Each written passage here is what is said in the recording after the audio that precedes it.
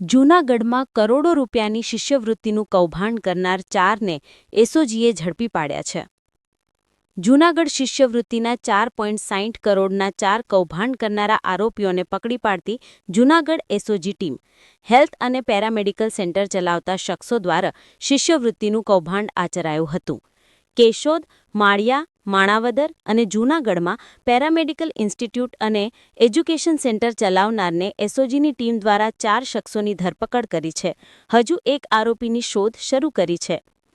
Gujarat institute 96 લાખથી વધુ, Indian institute 81 લાખથી વધુ, કૃષ્ણા પિરામેડિકલ ઇન્સ્ટિટ્યૂટ 68 લાખથી વધુ સહિતની કુલ 12 સંસ્થાઓ કૌભાંડ આચરવામાં આવ્યું હતું. રમેશ માકુ, રમણીક રાઠોડ, ભાવિન ડઢાણિયા, જગદીપ પરમારની પોલીસે અટકાયત કરી હતી. હજુ ઉમરેલિયા ફારૂકની શોધખોળ પોલીસ કરી રહી છે.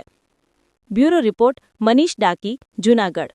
નાયબ નિયામક અનુજાતિ કલ્યાણ જૂનાગઢ કચેરીમાંથી સરકારશ્રીના પ્રવર્તમાન નિયમો મુજબ મળવાપાત્ર શિષ્યવૃત્તિના નામે વિદ્યાર્થીઓના ખોટા દસ્તાવેજો ડોક્યુમેન્ટો રજૂ કરી તેમને આ શિષ્યવૃત્તિ નહીં ચૂકવી છેતરપિંડી કરે જે બાબતે સી ડિવિઝન પોલીસ સ્ટેશનમાં જુલાઈ 2023માં જે 12 જેટલા ઇન્સ્ટિટ્યૂટ કે સંસ્થાઓ છે તેમના વિરુદ્ધ 409, 406, 465, 468, 471 તથા 120B મુજબ નાયબ નિયામક શ્રી અનુજાતિના અધિકારીએ ફરિયાદ આપેલી.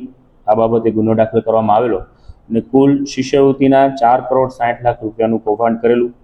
આ બાબતની તપાસ એસઓજીને સોંપવામાં આવેલી. એસઓજી દ્વારા આ જે વિદ્યાર્થીઓના નામે શિષ્યવૃત્તિ લેવામાં આવેલી અને એ બાબતે નાયબ નિયામક અનુજાતિના વિભાગ દ્વારા જે કમિટી બનેલી આ વિદ્યાર્થીઓની ખરાઈ કરતાં તેમને શિષ્યવૃત્તિ ચૂકવવામાં આવેલી નથી. આથી પોલીસ દ્વારા આ દિશામાં ઊંડાણપૂર્વક તપાસ કરી કુલ 2200 કરતાં પણ વધારે વિદ્યાર્થીઓના જે શિષ્યવૃત્તિના ફોર્મ છે એને લગતા તમામ પુરાવો એકત્રિત કરવામાં આવેલા અને ઊંડાણપૂર્વક તપાસ કરવામાં આવેલી. ત્યારબાદ એસઓજી દ્વારા આ ગુનાના કામે છે હાલ 4 આરોપીઓની ધરપકડ કરવામાં આવેલી છે. જેમાં રમેશ કાળુભાઈ બાપુ જે જયપુર તાલાલાનો, રમણીક નાથાભાઈ રાઠોડ, ભાવિન લાલજીભાઈ ડઢાણિયા, જગદીશ ભીખાભાઈ પરમાર આ અલગ અલગ સંસ્થાઓ કે ઇન્સ્ટિટ્યૂટના નામે સરકારશ્રીની યોજના અનુસાર નાયબ નિયામક અનુજાતિ કલ્યાણ સમિતિમાંથી કુલ 4,60 લાખ રૂપિયાની શિષ્યવૃત્તિ છે એમને લઈ લીધેલી અને જે વિદ્યાર્થીઓ છે તેમને છેતરપિંડી કરેલ અને ચૂકવેલી નથી. અન્ય એક આરોપી છે ઇન્ડિયન ઇન્સ્ટિટ્યૂટના સંચાલક અમરેલિયા ઉમર ફારૂક જે માંગરોળનો હોય અને પ્રિન્સિપાલ તરીકે પોતાની ઓળખ આપી અને આ જે નાયબ નિયામકની અનુજાતિની કચેરી છે ત્યાંથી આ વિદ્યાર્થીઓના નામે શિષ્યવૃત્તિ લીધેલી અને જે એમને ચૂકવી નહીં છેતરપિંડી કરેલી. હાલ આ દિશામાં આ 4 આરોપીઓને નામદાર કોર્ટમાં રિમાન્ડ માટે રજૂ કરતા દિન 6ના રિમાન્ડ આપવામાં આવેલા છે. સાથે સાથે આ દિશામાં જ્યાંથી આ ગ્રાન્ટની ફાળવણી થાય છે તે સરકારી કચેરીના કોઈ અધિકારી કર્મચારીઓ સંડોવાયેલા છે કે કેમ આ દિશામાં પણ તપાસ શરૂ છે.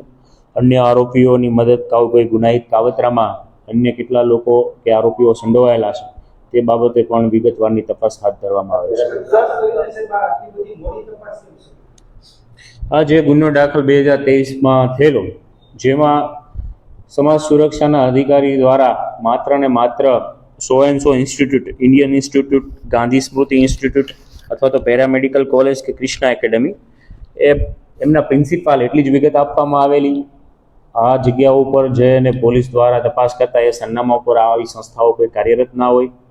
સાથે સાથે સમાજ સુરક્ષાના રેકોર્ડ ચકાસતા તેમાં પણ આ ઇન્સ્ટિટ્યૂટના કોના નામે રજીસ્ટર થયેલી છે અથવા તો તેમના પ્રિન્સિપાલ તરીકે કોણ વ્યક્તિ છે આ બાબતે કોઈ પણ પ્રકારની વિગતો આપેલી નહોતી. વધુમાં આમાં જે વિદ્યાર્થીઓના નામે ગુનાહિત કાવતરું રચી એમના બોગસ કેવાયસી ડોક્યુમેન્ટો સબમિટ કરી અને જે શિષ્યવૃત્તિ મેળવેલી તે પણ ખૂબ મોટા સંખ્યામાં હોય.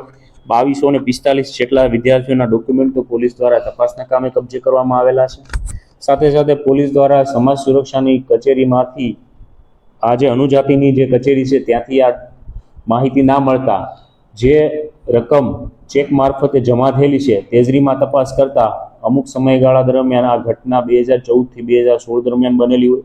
તેજરીમાંથી પણ આ રેકર્ડ મળેલું નહીં. ત્યારબાદ એજી રાજકોટની કચેરીમાંથી તેમજ અલગ અલગ જેટલી પણ બેન્કો આવેલી છે આ તમામ બેન્કોમાંથી 100% એકાઉન્ટ નંબર મેળવી અને આ વિગતો માગતા તપાસમાં છે એ ઘણો ટાઈમ ગયેલો અને ટેકનિકલી જે પેરામીટરો છે તે તમામ ચેક કરતા આ સમયગાળા દરમિયાન છે આરોપી સુધી પોલીસ પહોંચેલી. સર, ખાસ કરીને આ જે 12 સંસ્થાના નામ છે, આરોપીઓ 5 કે 6 જેટલા છે. સર, આ આરોપીઓ એક સાથે પહેલેથી આખું કાવતરું રચ્યું હતું કે અલગ અલગ રીતે કૌભાંડ કરેલું?